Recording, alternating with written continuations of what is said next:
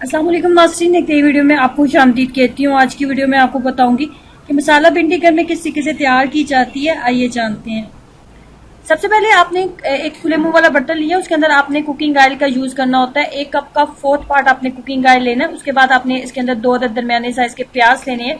उन प्याजों को बहुत अच्छे तरीके से आपने पीस लेना है। ग्राइंडर में थोड़ा सा पानी डालेंगे और 2 प्याज आप उसके अंदर शामिल करेंगे, तो वो प्याज बहुत अच्छे तरीके से पीस जाते हैं। उन प्याजों को कुकिंग ऑयल के अंदर शामिल करने के बाद हम इनको हल्का सा गुलाबी करेंगे। ज्यादा आपने इनको ब्राउन शक्ल नहीं आपने इनको देनी होती, सिर्फ आपने इनको गुलाबी करना है। जब हल्के से गुलाबी होने लगे तो हम इसके अंदर मजीद चीजें शामिल कर देंगे। जब तक प्याज गुलाबी हो रहे हैं, हम अपनी जो भिंडी है उसको भी हम फ्राई कर लेते हैं। भिंडी को फ्राई करने के लिए हम ज्यादा कुकिंग ऑयल का यूज नहीं करेंगे। 3 से 4 खाने के चम्मच आपने कुकिंग ऑयल शामिल करना है। 3 से 4 खाने के चम्मच कुकिंग ऑयल जब आपने शामिल कर दिया तो आप इसके अंदर भिंडी को शामिल कर देंगे।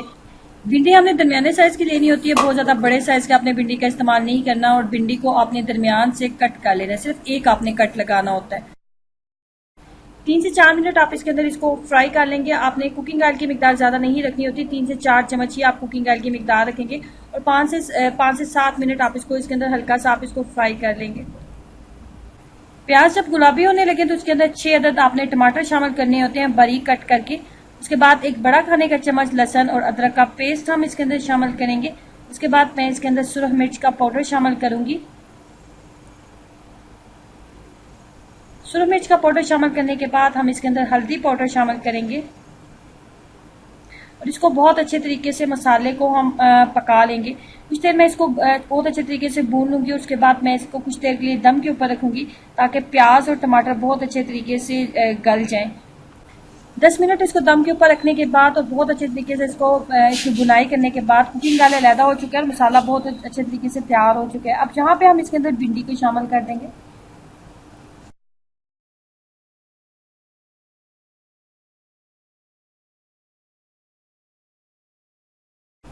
भिंडी को अच्छे तरीके से मिक्स अप करने के बाद मैंने इसके अंदर सब्ज मिर्ची शामिल की हैं। सब्ज मिर्चों की मिकदार 3 से 4 मैंने दरमियाने साइज की सब्ज मिर्ची ली थी, और इस तरीके से मैंने उनको लंबे साइजेस में कट कर लिया था, वो भी इसके अंदर शामिल कर लेंगे।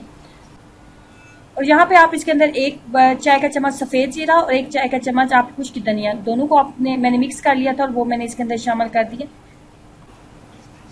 मिक्स करने के बाद आपने क्या करना है कि आपने इसको 10 से 15 मिनट के लिए आपने इसको दम के ऊपर रखना है ताकि भिंडी अच्छे तरीके से तैयार हो जाए। उसके बाद सबसे लास्ट में हम इसके अंदर नमक शामिल कर देंगे। 10 मिनट दम के ऊपर रखने के बाद भिंडी बिल्कुल तैयार हो चुकी है। लास्ट स्टेज में हम इसके अंदर नमक शामिल करेंगे, भिंडी को अच्छे तरीके से मिक्सअप करेंगे और आग को बिल्कुल बंद कर देंगे। नमक को आपने बिल्कुल लास्ट स्टेज में आपने इसके अंदर शामिल करना होता है।